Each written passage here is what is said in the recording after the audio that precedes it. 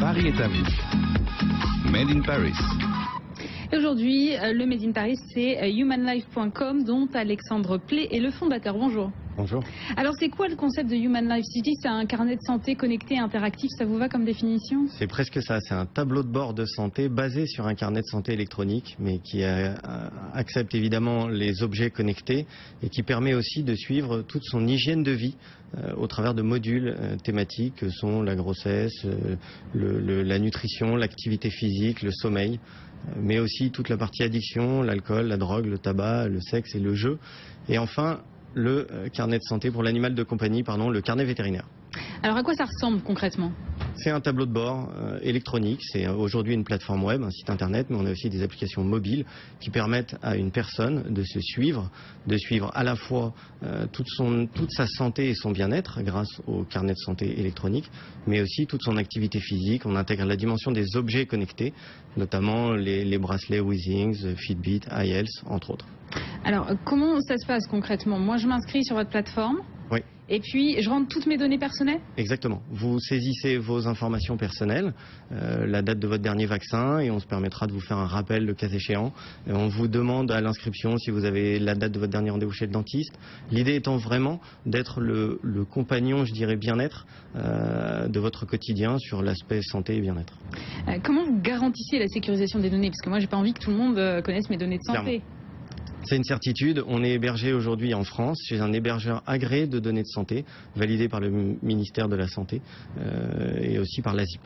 Alors quels sont les services que vous proposez concrètement? Vous parlez des rendez-vous chez le dentiste, des rappels pour les vaccins. On fait tout cet accompagnement, je dirais personnel, pour le coup, les rappels de rendez-vous, ce qu'on appelle les rappels de bonnes pratiques médicales. Passé un certain âge, on vous recommande de faire tel ou tel examen. Et puis, on essaye de vous motiver, de vous accompagner au quotidien dans la gestion de votre santé au sens large du terme, qui intègre toute votre hygiène de vie.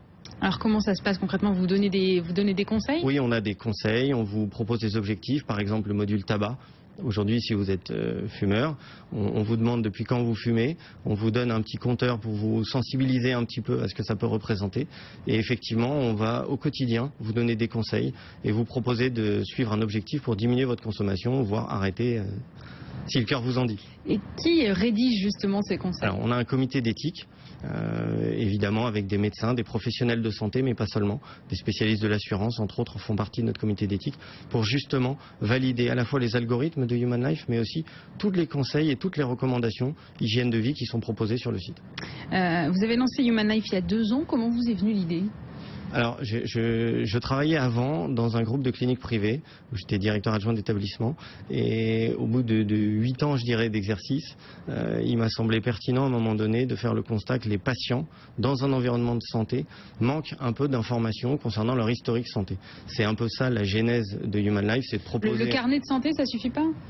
Le carnet de santé, aujourd'hui, il ne faut pas se mentir. C'est dépassé? Non, c'est loin d'être dépassé. D'abord, il n'est pas encore électronique, d'une part. Nous, on est, je dirais, presque le premier carnet de santé électronique. C'est pas dépassé, c'est juste qu'il y a un aspect anxiogène au suivi de votre santé. Quand c'est pour vos enfants, ça va. En tant que maman, vous le faites. Mais à titre, je dirais, individuel, peu de gens suivent leur santé, sauf quand on a un souci de santé aujourd'hui. Vous vous sentez pas bien un matin, vous décrochez votre téléphone, vous appelez votre médecin et dans ce cas-là, ça intervient. J'aurais presque tendance à vous dire c'est trop tard. Nous, on est vraiment une plateforme pour vous permettre un peu de prendre la main et de vous responsabiliser par rapport à votre santé. On ne se substitue jamais à un médecin, ça c'est très important, parce qu'on n'est pas là pour faire de la télémédecine ou du télémédecin. Et vous mettez en relation par exemple avec des médecins? On ne fait pas de mise en relation avec le médecin, par contre on vous invite à retourner vers votre médecin traitant. Combien vous avez d'utilisateurs aujourd'hui, 2 ans après? Aujourd'hui on compte 18 000 utilisateurs sur la plateforme. Et quel est votre business model dans tout ça? Le business model, il est de 2 types. À destination du grand public, on propose donc la plateforme et les services associés. On sera bientôt présent aussi sur le mobile. Aujourd'hui, on l'est sur 2 modules thématiques que sont le tabac et l'alcool. On prépare le tableau de bord sur le mobile. Ça, c'est le modèle économique en grand public, il est freemium. Vous vous inscrivez gratuitement sur la plateforme. Le carnet de santé est gratuit. Et les modules thématiques, vous pouvez les tester pendant 3 mois. Et ensuite, on est entre 30 à 50 centimes d'euros par mois. Donc un coût assez faible pour un utilisateur final. C'est quoi vos prochains objectifs? Un développement à l'étranger? Un développement à l'international, on est en train de valider une joint venture au Brésil et de pouvoir s'exporter au Brésil. Et après, évidemment, on vise l'Europe et les États-Unis. Vous allez participer la semaine prochaine au Web Summit de Dublin aux côtés de grosses entreprises de l'innovation digitale. C'est une reconnaissance pour vous? Clairement. C'est une reconnaissance parce que le Summit, c'est un événement international dans le domaine du digital et des startups. Et pour nous, d'abord arriver avec un projet santé et avoir la possibilité de pitcher sur place, c'est une vraie reconnaissance.